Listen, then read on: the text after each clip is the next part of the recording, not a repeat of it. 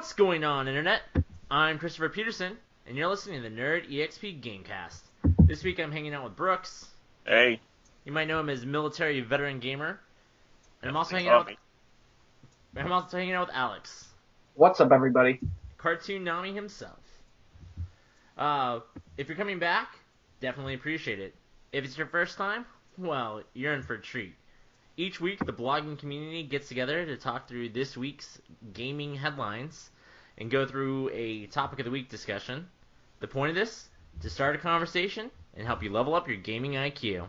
If you want to be part of that discussion, email us at nerdexp@gmail.com or leave a comment.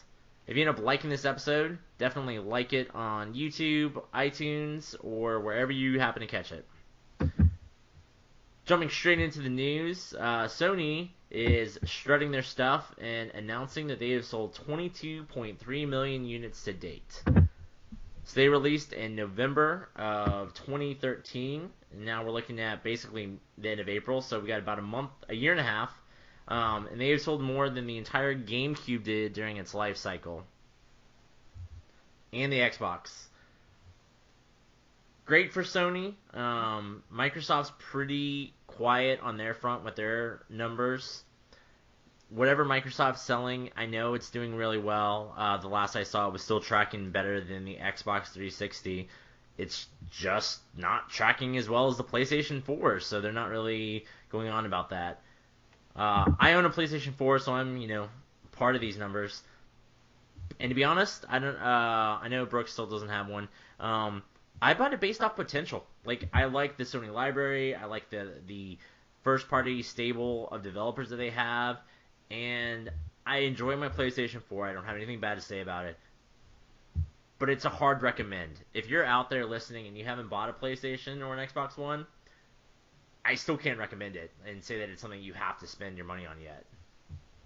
Chris, not only are they strutting their stuff, but they're also shredding their stuff, because they also announced a multi-million-dollar write-down on the Vita and the PS TV. Yeah, good point. I mean, while they're doing great on the PlayStation 4, PlayStation 3 sales obviously suffered because of this. And, Vita, dead in the water. I have a Vita. I enjoyed it, but, it just never resonated with anybody. It's okay. I have one. I should probably know this. What consoles do you have right now, Alex? Like, that's next gen or current gen, depending on whatever you want to call it. As far as current gen goes, I have the 3DS, the Vita for handhelds, and the Wii U for console. I don't have the PS4 or Xbox One, unfortunately. What do you think is your jumping on point? Like, is it a game? For the reason I jumped on the Wii U is because I just couldn't miss a Nintendo console. That's where my heart was at the time.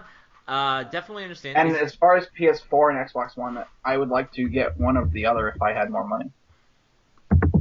I did, to be fair, I put a PT onto my account, so whenever I do get one, I can download it.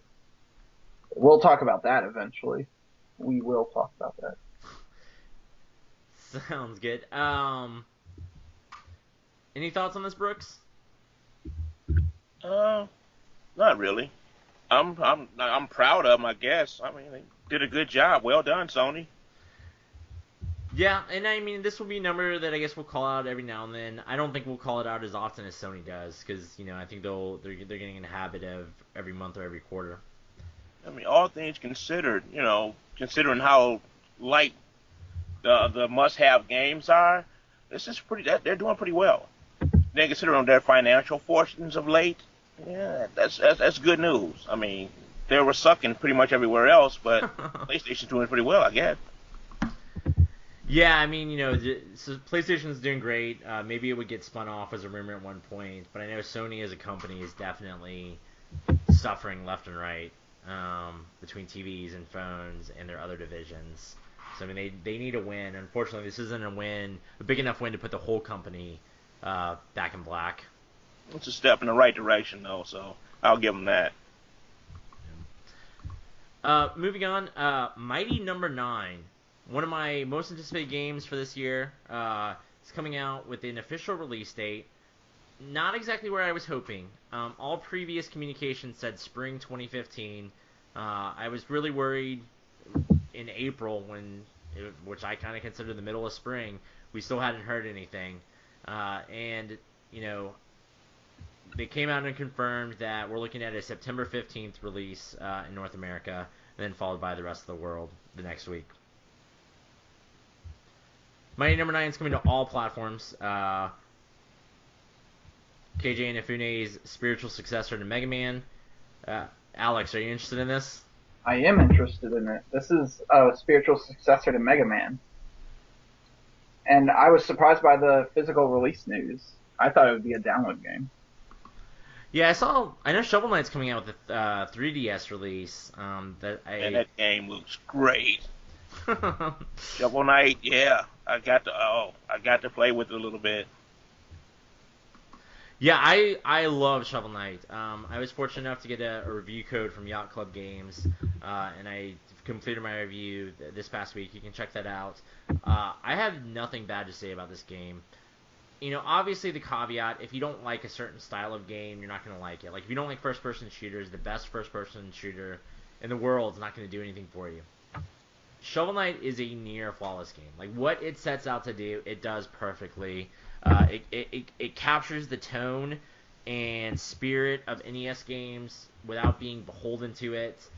They do bend the rules. This game couldn't run on an NES or maybe even a Super Nintendo. Just stuff like character models and palettes and models, and there's no slowdown or screen tearing or anything like that, like those old games had. But I mean, this game plays as well as you remember. Are either of you Battletoads fans? I have a copy. Well, if you're an Xbox One owner, Battletoads is exclusive content to Shovel Knight. I saw that. That's really cool. Mm-hmm. It's more teasing about the future of what Rare will do now that Kinect is abolished. Yeah, so Xbox One got Battletoads, and then the PlayStation Network received Kratos. And what does Nintendo have?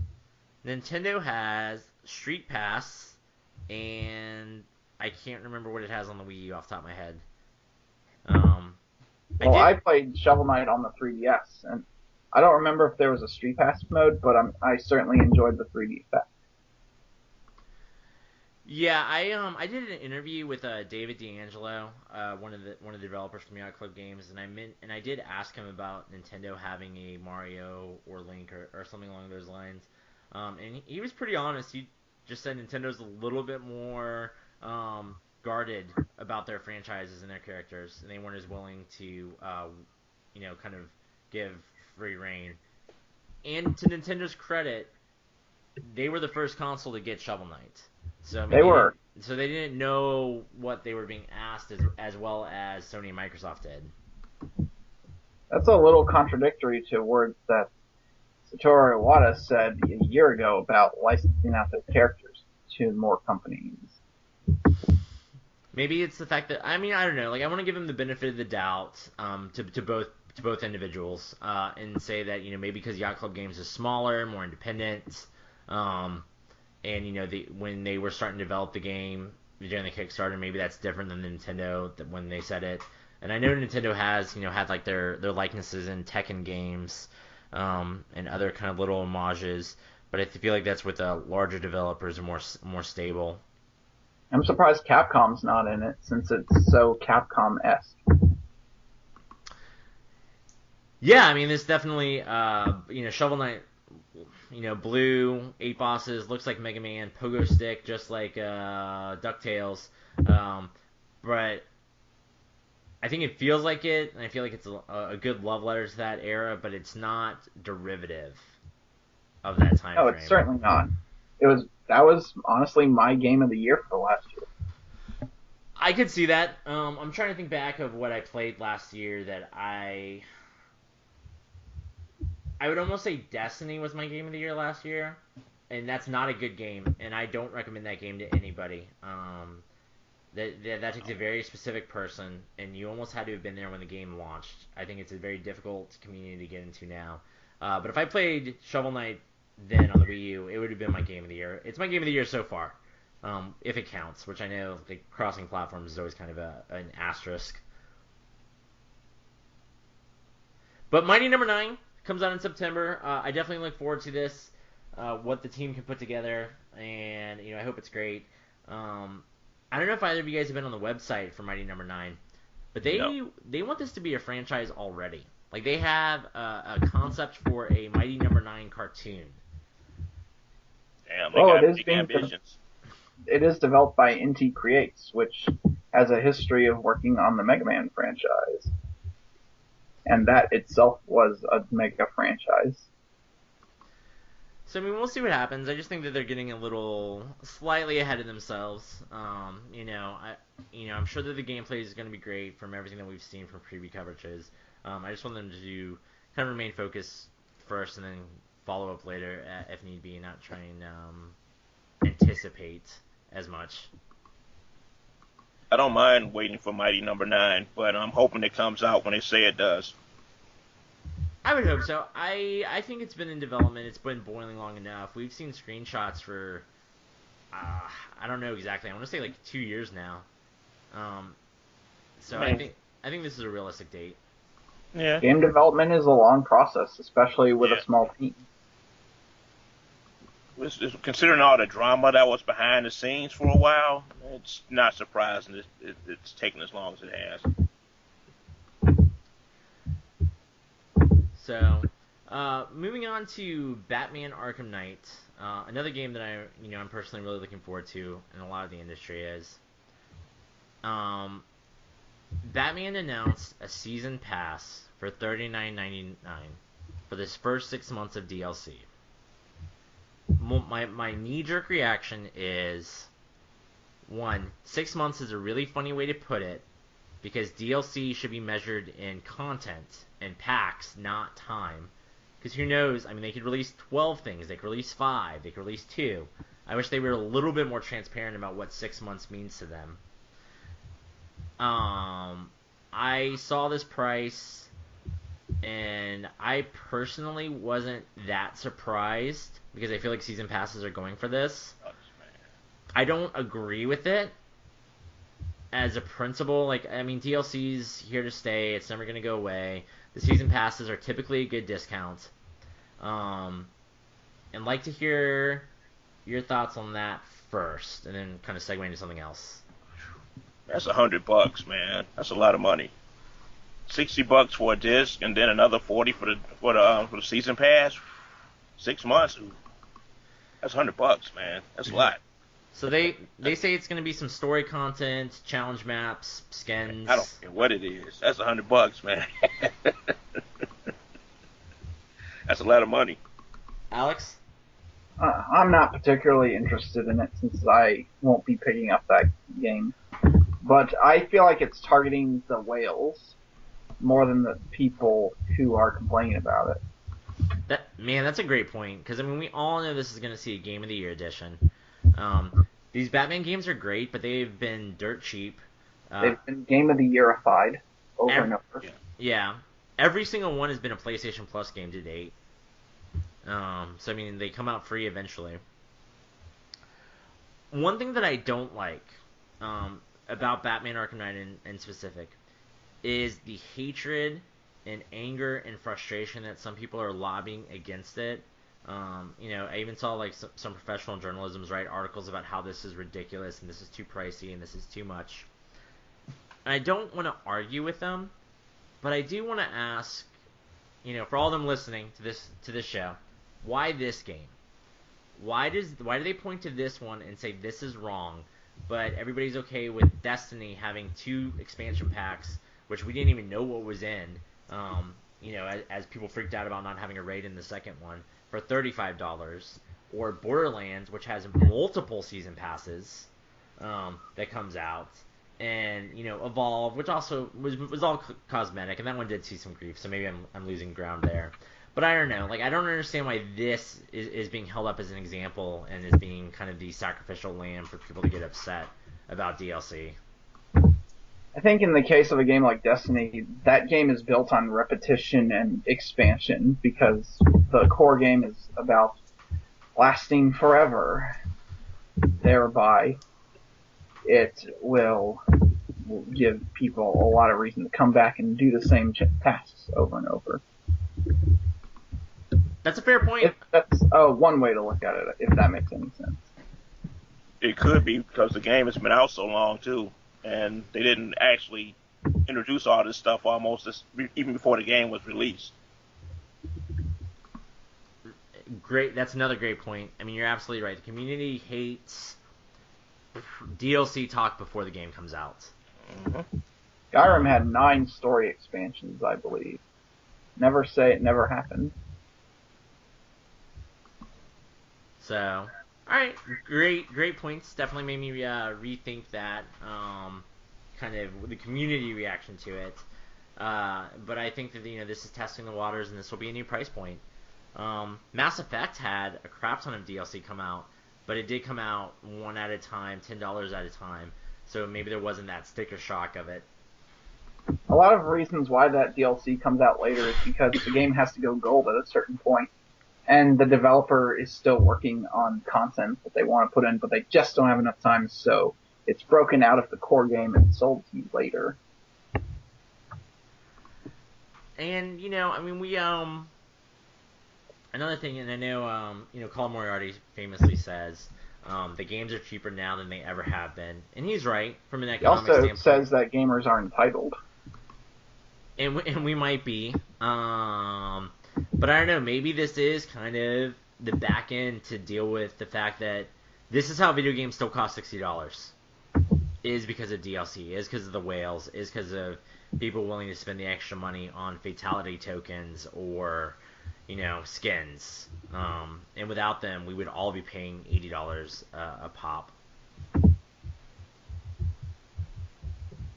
I don't know. We need to get an economics professor on the show and talk to us about kind of that side of the equation. Mm-hmm. It's called inflation. Moving on, Konami, who used to employ Hideo Kojima from Metal Gear Solid. Hideo. That's Mr. Hideo. Recently decided to delist themselves from the New York Stock Exchange, which means that their stock basically can't be traded on the free market. It still can be traded over the counter, but to be honest, that is nowhere near heavily traded.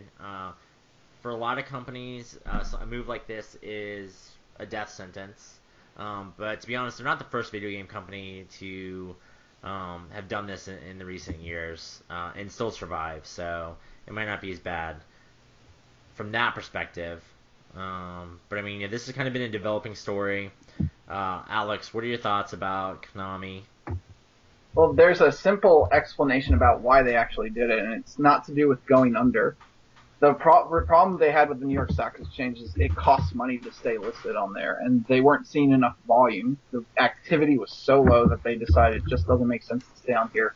We're going to keep on the European and Tokyo Stock Exchanges, and we're going to withdraw from the U.S. North Stock Exchange as of the end of July, I believe they said. It's another step in Konami taking the transition out of traditional video games, where they were like, video games? Nah. So I've been saying to myself that Metal Gear Solid 5 is no doubt their swan song, as far as traditional home console video games.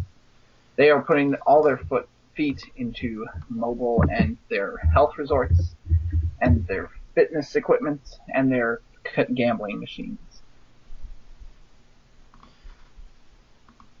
So, where are these fitness resorts and gambling machines? I don't feel like I've seen any. That's been a thing in Japan since the early 2000s. Actually, they purchased a company that owns fitness resorts and equipment, and that has been a much bigger return for them. If you've noticed, in the last 5 years, their presence on consoles has dwindled to near nothing. This is true. And they are Konami as a company is why Metal Gear Solid Ground Zeroes exists. Kojima himself has testified that he didn't want to break out that prologue from the main game, but they told him to. Yeah, because it's about getting a return on their investment on that game, and that game is AAA. It's very expensive. It's going to be very hard to make that game profitable.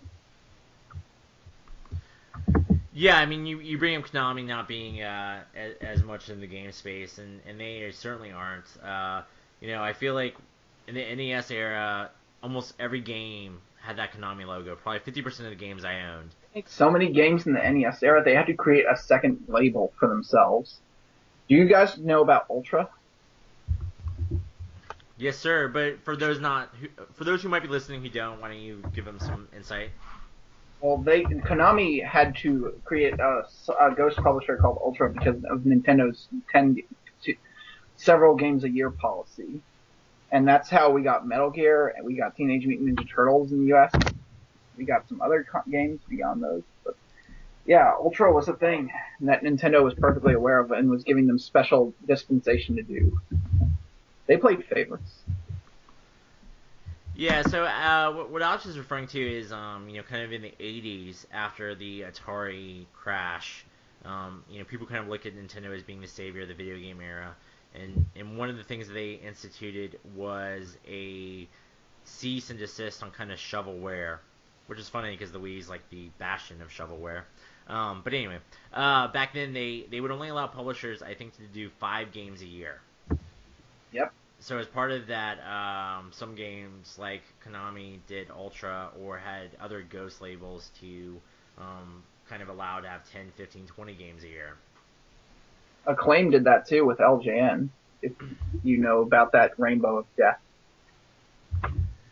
But I mean, you look at Konami and Ultra. You had Metal Gear, you had Teenage Mutant Ninja Turtles, you had Contra and Castlevania, and all of those don't exist anymore except for Metal Gear. Contra, they're not the same company. No, I mean and to be fair, for whoever the execs in Konami are right now, of course they're not the same company. Time passes, and maybe they make more. Maybe they make more money in health spas, and we don't know. And like we're being, we're naive. Oh, we do have the numbers to prove that they make more money in everything but traditional video games. So, I mean, we would love to see those, but maybe it's just not worth their resources and time, actually. Yeah, this was the company that 14 years ago put out Konami Crazy Racers on Game Boy Advance. How crazy is that? That you would never see something like that on 3DS today. I never played Crazy Racers. I think it slipped my radar. It was a launch game. Perhaps that is how it slipped your radar. It banana peeled slipped your radar because Mario Kart Super Circuit came out shortly after. And amidst all this Konami news, we did get official confirmation that what we all knew, Silent Hills will be canceled and is being scrapped. Wah, wah. Oh well. This news broke on Sunday actually when Guillermo del Toro said at a panel that the game was canceled and he was very sad about it. And it took until the next day for Konami to make the announcement via Kotaku. And that's partly why the PT, which we'll get to, got pulled from the PSN because contracts have expired, licenses have ended. I'm afraid its time was at hand. Yes, I mean, I think that's what Alex was alluding to earlier when he said that he downloaded the PT demo to make sure that he had that in his queue, so that way, when he does pick up a PlayStation 4, that he'll have an opportunity to pick that up. It was delisted as of this afternoon. One of the best horror games in many years, and it's just vanished. I never played PT, so I'm secondhand knowledge. That game wasn't hard like Bloodborne or Super Meat Boy. That game was hard because it was obtuse and ridiculous, and like you had to count pixels and do things. Like it wasn't like it didn't tell you what to do, so you just kind of guessed what to do. I'd imagine so, having not played it, but that was part of the fun of it, was that it went viral and people were talking to each other about it, sharing tips like pros. It had that Bloodborne. It did have the Bloodborne effect of people communicating with each other about a shared experience, and that's what made PT so special. Good point. I think that's kind of talking about the premium. These $60 games that you almost have to buy them when they come out, or you kind of feel like you're missing something. Like if you buy Bloodborne today, that conversation for the most part is past. I know people still like it, but I mean, like, everybody talking about it is over. Yeah, and that's the other part of what made it special when it came out, was that people didn't know it was a teaser for Silent Hills until they beat it. Yeah. Alright, moving on to kind of a confirmation, again, of what we already knew. But still, like, this is exciting for fans of the series. Enough preamble. Yooka-Laylee is officially announced as the Banjo-Kazooie successor. So this is the Rare team that was involved in that, going off and doing their own thing. And looks like it's definitely, you can see the Banjo-Kazooie roots. Yuka is an alligator who you control, and then Laylee is a bat who can pick him up and fly him around. Very similar to Banjo and Kazooie. For fans of third-person platformers, I'm sure that 3D platformers is going to be exciting. Alex, I mean, you bleed Nintendo. What do you think of this? Oh, I'm excited. The Kickstarter begins tomorrow, and anybody who participates, viewers listening, will get the game for $15 when it comes out. Platform dependent. It's been announced for Wii U, PS4, Xbox One, PC, and Mac so far. And I have never finished Banjo-Kazooie, but I like the game. I actually started playing it this year, as a matter of fact. And not just any version of it. I'm playing the Japanese version on Nintendo 64. Ew. Quite the challenge.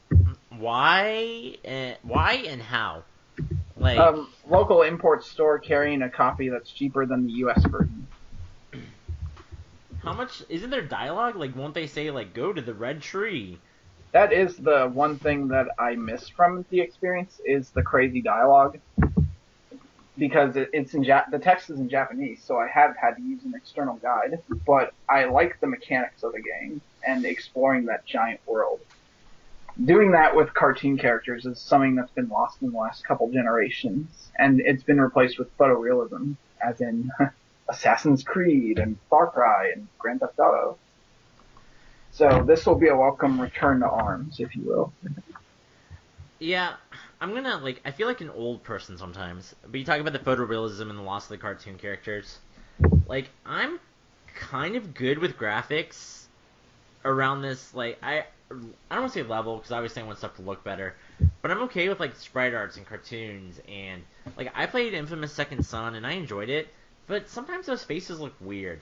Like, I don't want to see real life on video games. Like, I want somebody if I'm playing Madden, I still want somebody to walk in behind me and kind of know that I'm playing a video game, and not be potentially confuse that with a real life experience.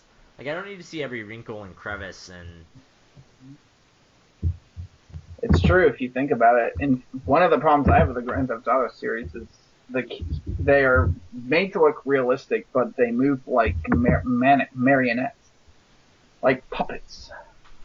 They don't move, but as an animator myself, I can tell the movement is not 100% believable. Look at how they act with their arms, and you'll get the idea. I know what you mean. It's an animator thing. What are you animating right now? Well, this is off topic, but I'm doing a commission for a writer's storybook. A New York-based writer, as a matter of fact. Congratulations. Thank you. Big time. It's going to be a long-term project. Moving on, something that we reported on last week, Valve Valve announced that they are discontinuing their Skyrim pay-for-mods. And everybody hates it. Everybody hates the discontinuation? Yes, a lot of people are really angry about the discontinuation of their right to charge money and pay money.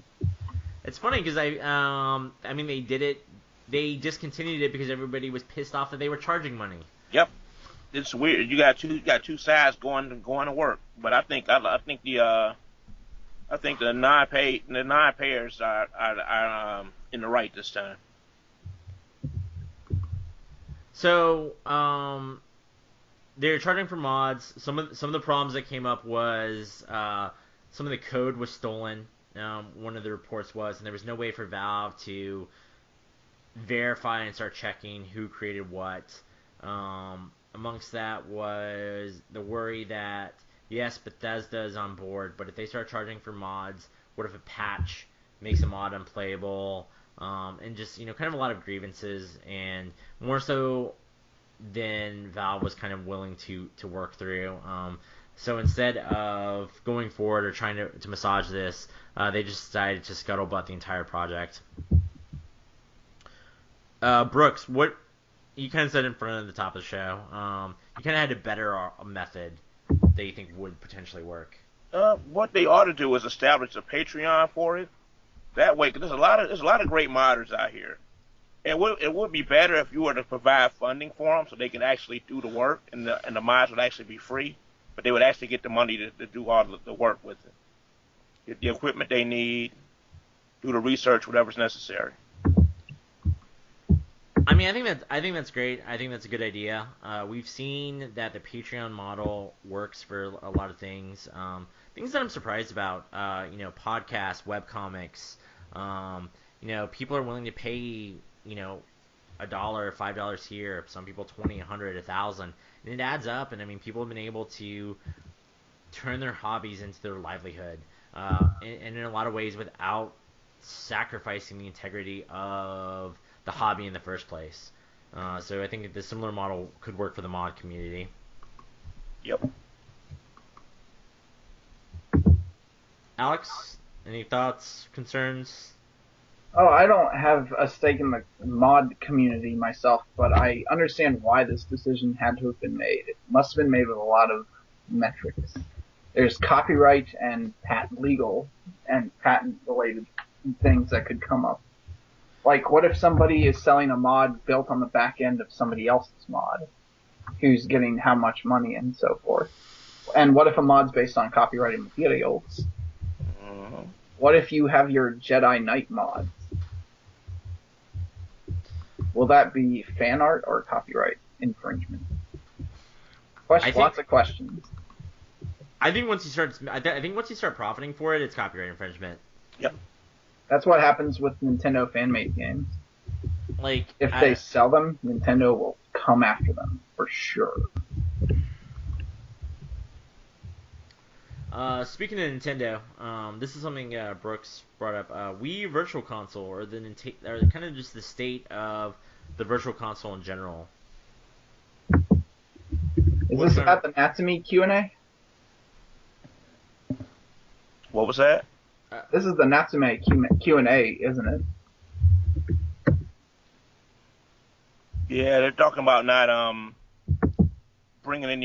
really bringing any games like from Super NES to the Virtual Console. And I'm like, why not? I don't know if they're not gonna stop altogether, but they're slowing them down. The why not had to do that. Steve he explained was Nintendo's interest has moved on to other platforms.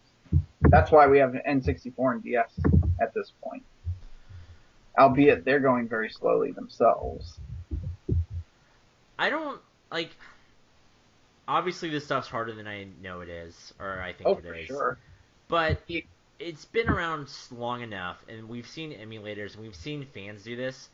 At this point, there's no excuse for every Nintendo first-party game not to be on Virtual Console. Yep. Except for a long time ago. Except for what, Alex? I was trying to think Unicycler. That I was trying to think of that Unicycle game on Super NES that was first party. I mean, I definitely understand like licensing agreements and working with third party studios, and maybe not everybody wants their game to be revived or brought back on the virtual console, but A anything. very selfish reason if that's the case.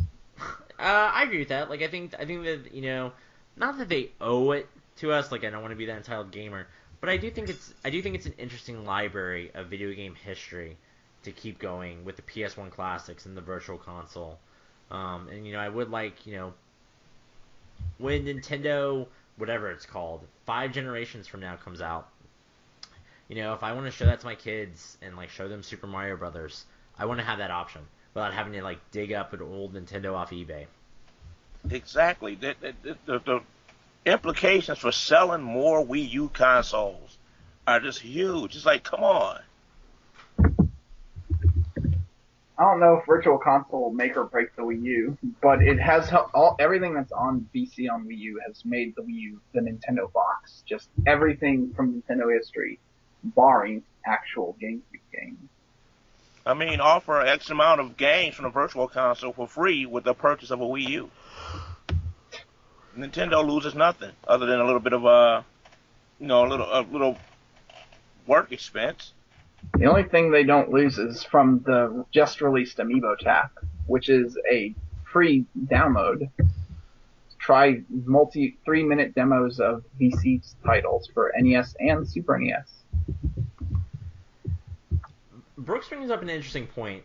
I don't know if you guys ever seen them like in the malls and the kiosks. They have those like weird like buy this controller and it comes with like 100 retro games for $20. Yeah.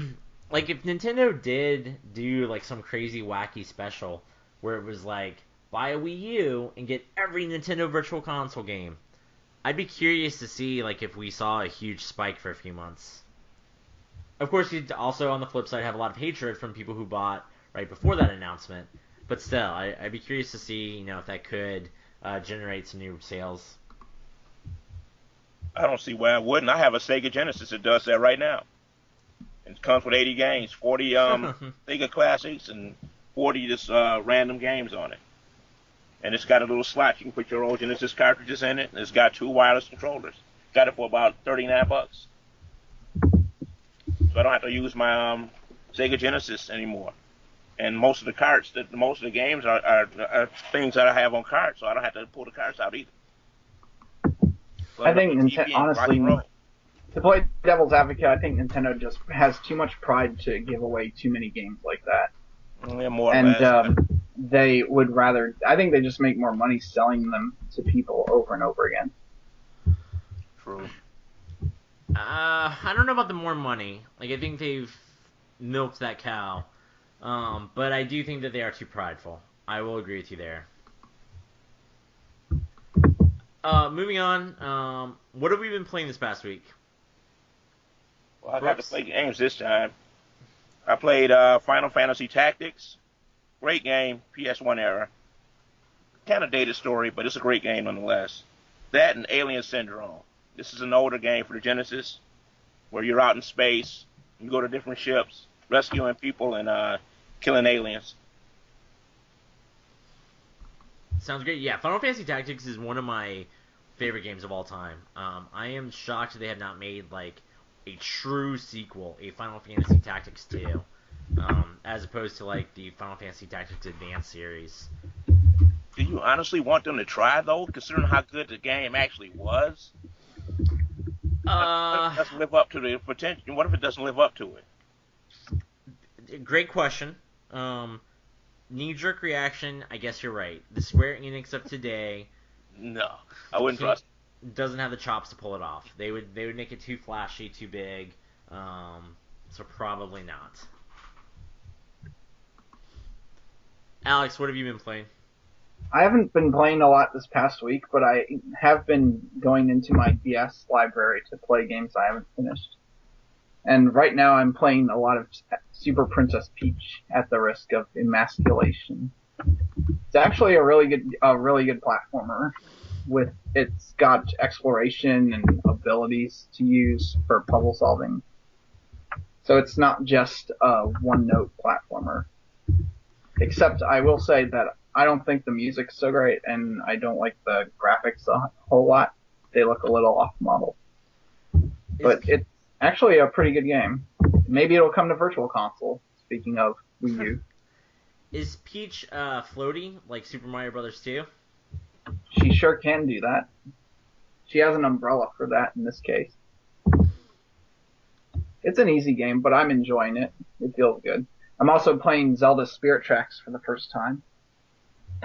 Mario and Luigi Bowser's Inside Story. And some others. How do I feel about Spirit Tracks? Yeah. I think it's much improved over Phantom Hourglass. Sounds good. If you understand Phantom Hourglass and the repetition of the main temple, this game solves that. For me, like I said, I've been playing Shovel Knight. I beat it, the game. Great game. I'm now in that mode where I'm like, yeah, this game's really great. Let me see if I can get the platinum. Difficult platinum to get, off the top of my head. You have to beat the game without dying, which I'll probably have to manipulate my save file to actually be able to pull off. And I've been playing Hearthstone, which, is just stupid Blizzard and their daily quests. Oh, and I've also been playing air quotes. I did the tutorial for Heroes of the Storm. I'll give that a shot. Blizzard sent out a couple beta keys. If you're interested, hit me up, and I still have 2 more that I can give out. All right, that's it for this week. Thank you guys out there for listening. If you want to hear more from us, I'm Chris Peterson. I'm NerdyXP on Twitter. I'm going to that same handle, NerdyXP, on my IGN. Or you can check out my website, nerdyxp.com. Now that I've said NerdyXP 6 times in a row, I think I've covered everything. If you want to hear more from Alex. Oh, I'm on Twitter at AlexIRESQ for Esquire. I also write on IGN as Karchinami, and I'm the EIC at Always Nintendo, and I also contribute to Current Digital Magazine. What does Current Digital Magazine cover? Oh, it's a site about culture. So everything from video games to entertainment to, shall we say, literature, and Okay. much more. Where it's the red velvet of internet writing. That sounds delicious. And you can follow Brooks at...